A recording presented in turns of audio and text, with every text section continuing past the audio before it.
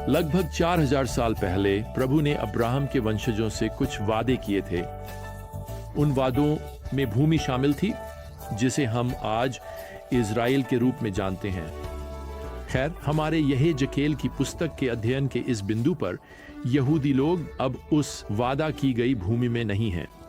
वे बाबुल की भूमि में निर्वासित हैं। उनका मातृभूमि नष्ट हो चुका है।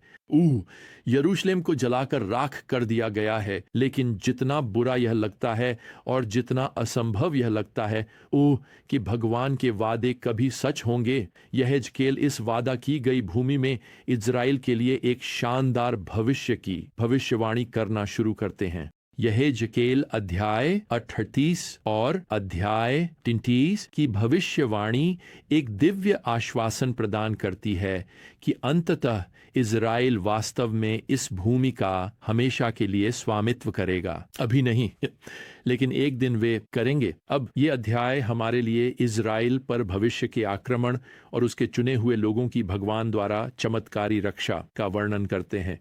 यहाँ एक अद्भुत भविष्यवाणी है, लेकिन यह कई सवाल उठाती है।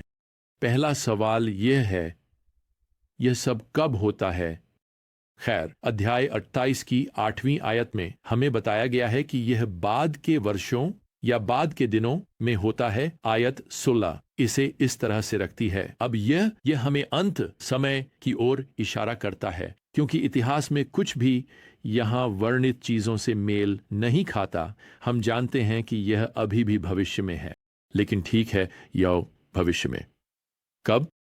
खैर, आयत 8 हमें बताती है कि यह तब होता है जब इज़राइल अपने देश में सुरक्षित रूप से निवास करेगा। तो क्या इस अध्याय में युद्ध का यह संदर्भ आर्मगेडन की अंतिम लड़ाई का वर्णन करता है? नहीं, यह नहीं करता।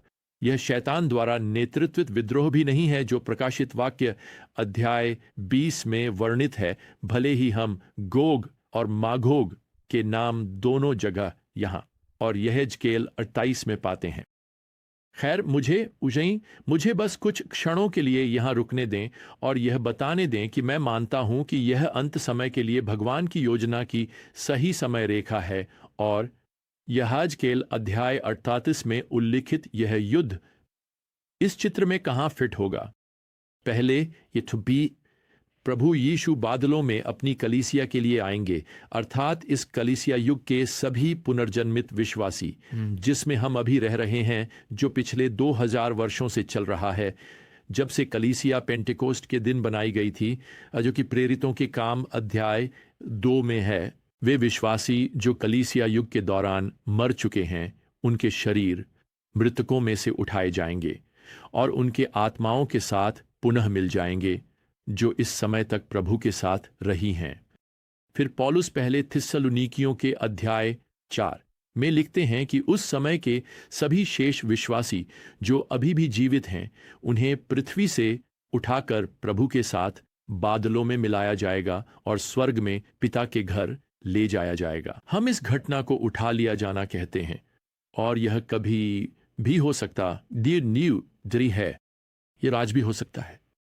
अब उठा लिए जाने के बाद 1 साल की अवधि होगी, जिसे हम क्लेश कहते हैं। यह वह समय होगा जब परमेश्वर पृथ्वी पर भयानक न्याय लाएंगे, क्योंकि वह मसीह के सहस्राब्दी राज्य के लिए मार्ग तैयार कर रहे हैं। जो क्लेश के बाद आएगा, जब मसीह लौटेंगे, अब इस बार बादलों में नहीं, बल्कि पूरी तरह से पृथ्वी पर लौटेंगे। प्रकाशित वाक्य अध्याय 20 के अनुसार प्रभु विश्वासियों के लिए पृथ्वी पर नहीं लौटते। खैर, हम यीशु को वैसे ही चित्रित कर रहे हैं जैसे जॉन उन्हें प्रकाशित वाक्य 20 में विश्वासियों के साथ लौटते हुए वर्णन करते हैं, और ऐसा इसलिए है क्योंकि विश्वासियों, उद्धार प्राप्त लोगों, चर्च पहले से ही उनके साथ हैं। अब क्लेश की अवधि जो उठा लिए जाने के बाद आती है, युद्ध से शुरू नहीं होती, विनाश या पीड़ा से शुरू नहीं होती। यह एक शक्तिशाली विश्व नेता के दृश्य पर उभरने के साथ शुरू होता है, और हम उसे मसीह विरोधी के रूप में जानते हैं, और वह मूल रूप से शुरू में शांति लाता है। वह एक वाचा करता है जो इज़राइल को उनके देश में सुरक्षा प्रदान करता है। अब वह क्लेश के मध्य में उस वाचा को तोड़ने वाला है, लेकिन क्लेश के प्रारंभिक भाग के दौरान इज़राइल एक ऐसा समय अनुभव करेगा जब वे अपने देश में सुरक्षित रूप से निवास करेंगे। और मेरा मानना है कि यह क्लेश के प्रारंभिक शांतिपूर्ण समय के दौरान है जब हमला होता है, युद्ध जो यहाँ यहेजकेल अध्याय 30 में वर्णित है। वैसे यह हमला वर्ड उस लाल घोड़े के साथ मेल खाता है जिसका उल्लेख प्रकाशित वाक्य अध्याय 6 के पद 4 में किया गया है। एक घोड़ा जो इज़राइल के खिलाफ एक संक्षिप्त युद्ध का समय लाता है। अब अगला प्रश्न यह होगा, यहेजकेल 38 में कौन है जो इज़राइल पर हमला कर रहा है? खैर, यहेजकेल अध्याय 28 के पहले 6 पद हमें इसका उत्तर देते हैं। यह राष्ट्रों का एक गठबंधन है जो इज़राइल पर आक्रमण करने के लिए एकजुट हो रहा है, और इनमें से अधिकांश नाम आज हमारे लिए वास्तव में अपरिचित हैं। हमें यहां पद 2 में बताया गया है कि नेता मगोग की भूमि का गोग होगा, मेशेक और तूबाल का प्रधान राजकुमार। खैर, वे उत्तर से आ रहे हैं। पद 6 के अनुसार मेरा मानना है कि आज जिसे हम रूस के रूप में जानते हैं वह इज़राइल के उत्तर में है और गोग और मगोग द्वारा दर्शाया गया है। अन्य राष्ट्र जो आक्रमण में शामिल हो रहे हैं, फारस ये आधुनिक ईरान है, और कूश ये आधुनिक सूडान है, साथ ही आधुनिक तुर्की। ये एक गठबंधन बनाएंगे और इज़राइल के खिलाफ मार्च करेंगे। अब यहां एक और प्रश्न है, इस आक्रमण का उद्देश्य क्या है? खैर मैं आपको स्पष्ट रूप से बताना चाहता हूं, आज इस्लाम धर्म इन कई देशों में प्रमुख है जिनका यहां उल्लेख किया गया है जो इज़राइल पर आक्रमण करेंगे। इस्लाम का इज़राइल के खिलाफ लंबे समय से शत्रुता है और निस्संदेह वे अपनी धर्म के द्वारा प्रेरित हैं, लेकिन इसमें धर्म से अधिक भी कुछ है। वास्तव में पद 12 हमें बताता है कि वे लूट को जब्त करना और माल को ले जाना चाहते हैं। दूसरे शब्दों में, वे इज़राइल की संपत्ति पर लालच कर रहे हैं जो आज भी प्रिय उनके आसपास के देशों से कहीं अधिक है। लेकिन इस हमले का एक और कारण है, और वह यहां फिर से यहेजकेल की भविष्यवाणी में प्रकट होता है। प्रभु इन देशों से पद 16 में कहते हैं, मैं तुम्हें अपनी भूमि के खिलाफ लाऊंगा। देखिए, यह सब भगवान की योजना का हिस्सा है। उद्देश्य केवल इज़राइल को अपने पास वापस लाना नहीं है, बल्कि वह यहां पद 16 में कहते हैं कि उनका उद्देश्य इसमें शामिल है कि राष्ट्र मुझे जान सकें, यहां तक कि तुम्हारे माध्यम से, ओ गोग, मैं उनकी आंखों के सामने अपनी पवित्रता को प्रमाणित करूं। आप देखिए, यह इस हमले में इज़राइल की भगवान की अलौकिक सुरक्षा के माध्यम से होगा कि इन राष्ट्रों को भगवान की शक्ति और पवित्रता का एक और अचूक प्रमाण मिलेगा। खैर, हमें एक चौथे प्रश्न का समाधान करना है, और वह यह है, इस आक्रमण का परिणाम क्या है? और इस पर पाठ बहुत स्पष्ट है। प्रभु यहां 19 से लेकर 22 तक की आयत में कहते हैं, मेरे प्रज्वलित क्रोध में मैं उस दिन घोषणा करता हूं कि इज़राइल की भूमि में एक बड़ा भूकंप आएगा और पृथ्वी के सभी लोग मेरे सामने कांपेंगे, और पहाड़ गिरा दिए जाएंगे और चट्टानें गिरेंगी और हर दीवार जमीन पर गिर जाएगी। मैं गोग के खिलाफ अपनी सभी पहाड़ियों पर तलवार बुलाऊंगा। प्रभु भगवान की घोषणा है, हर आदमी की तलवार उसके भाई के खिलाफ होगी। महामारी और रक्तपात के साथ मैं उसके साथ न्याय करूंगा, और मैं उस पर और उसकी सेनाओं पर और उसके साथ के कई लोगों पर मूसलधार बारिश और ओले, आग और गंधक बरसाऊंगा।